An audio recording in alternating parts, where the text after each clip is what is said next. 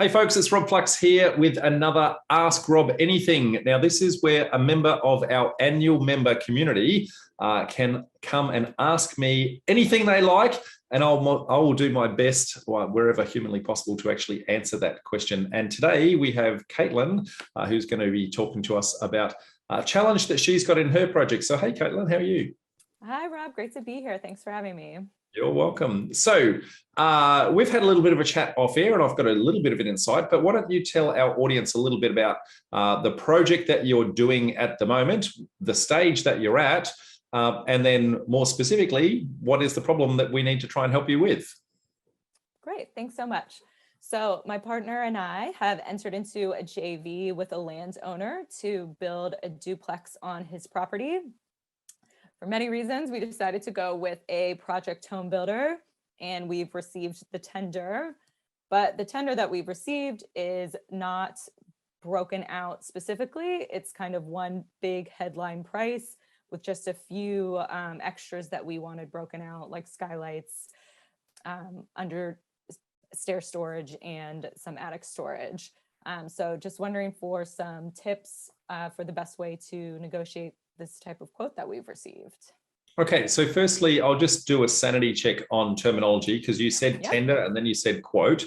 So you haven't actually taken this out to tender for many, many builders, as I understand it, but rather you've gone to a specific builder, you've taken their off-the-shelf set of plans, and then you've asked them to be customized. Is that correct?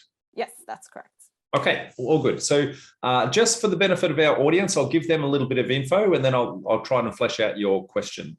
So if you're using a project builder, project builders have a preset, I guess, number of plans that they've already pre-designed that allows them to use economies of scale to cookie cutter, I guess, the construction process, because they will try to do wherever humanly possible the same kitchen in many, many plans, the same bathroom design in many, many plans, the same roof trusses in many, many plans, so that what they can do is they can get economies of scale in doing all of that. Now, because of the economies of scale, they typically, if they're a project builder, they typically don't like breaking out into the individual line items that you're actually asking for, because what they're trying to give you is a turnkey solution to say, look, it's not your problem, right? Now, if you go to a more traditional builder, what they call a stick builder, then they have to kind of assemble all of that, I guess, custom specifically for your project. So they're a little bit more accustomed to the process.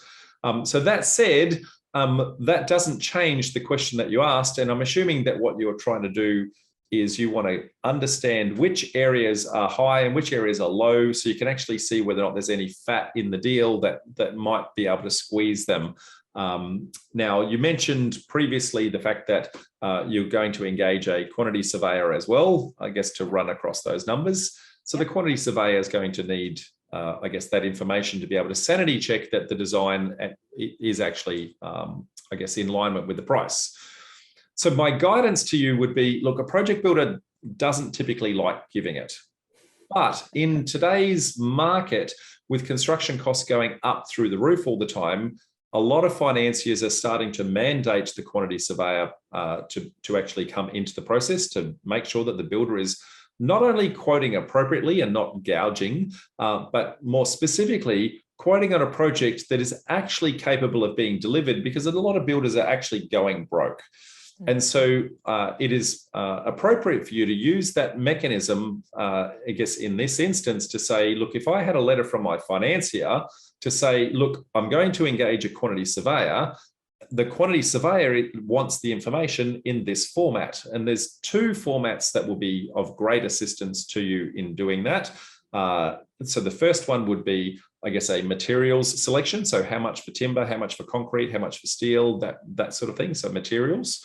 And then the other one would be a trades breakdown. So then you can see, well, how much is the chippy, how much is the electrician, how much is the tiler, those sorts of things.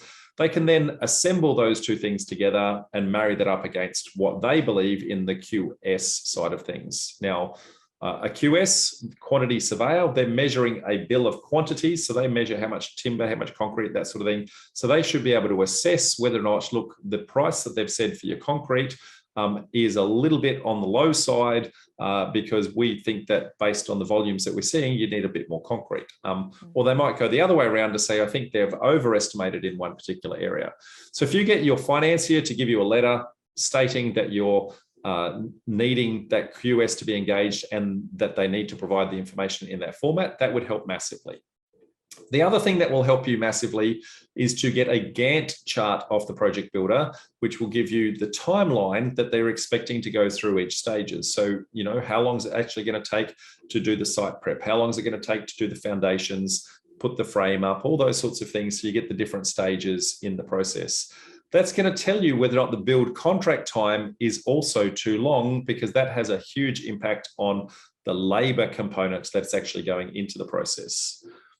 So that's kind of how to get that information out of the builder. Now, they're not really going to like to do that. Project builders typically not going to like that outcome. So the best thing you can do with that letter is to say, look, it's not me being difficult. The financier is being difficult. I'm really sorry. Please forgive. You know, I really want to work with you, but this is just what we need to do to get a tick in the box, right? That's probably the way to navigate that. Now, in doing that, there's a couple of things that you haven't asked that I'm just going to volunteer as, I guess, a couple of good to knows and best practices. So the first thing you want to do is you want to have a very good liquidated damages clause. Okay. Now, liquidated damages is when the project is running late. Now, the whole point of that Gantt chart is to tell you how long you think the project is going to take. Now, in this market, it is taking a little bit longer to build than it was 6 months or even 12 months ago. So anticipate that it is going to take a little bit longer. However, once it hits the deadline, then there are penalty clauses that tend to apply to a builder called liquidated damages. Now, you are legally within your rights to be able to claim actual genuine costs.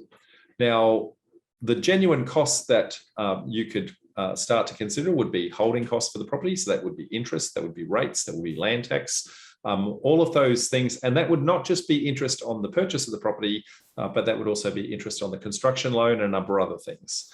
Now, in your instance, you're doing a JV, the holding cost that you didn't actually purchase, but the original landowners may be having a mortgage that is actually a genuine cost, so you would want to try and capture that. You're not allowed to profit from liquidated damages, so you can calculate it out, and so long as you can demonstrate that it is a valid number, then you are legally entitled to negotiate for it, right? Now, negotiation doesn't mean you're going to get it. So you've got to be able to justify it, and so long as you can justify that it's not over the top, then in most instances, the builders will reluctantly come on board. Typically, though, if you don't do the calculation, they're going to come with a very, very, very low number. So it might be $50 a day or something like that, which is nothing with regards to what your actual costs are with regards to the holding cost. Now, in order to encourage your builder to take the higher liquidated damages clause, I'm going to suggest something really, really creative here, which is you're trying to use a stick, but you also need to use a carrot, okay? And that is, well, if those costs are genuinely occurring to you on a daily basis, then equally that would be a saving to you if they finished early. So why don't you consider to say, look, and I'm just going to make up a number. Let's just say it's $500 a day as your liquidated damages clause. If you go late, it's $500 penalty, but if you finish early, I'll give you a $500 bonus. Now, your project won't cost you anymore, but when resources are tight and when he's got a chippy that needs to be in 3 sites at once, he's more likely to send the chippy to your site because he knows that he's got a chance of bringing that project in early and getting a bonus. So, that's the kind of thing that you want to try and do. Now, it doesn't guarantee that that's the case, but he's more likely to work with you and he's more likely to accept the higher liquidated damages clause. Oh, great tip. All good. So does that help you with where you want to go? Yeah, absolutely. Good starting point for negotiation. Very good.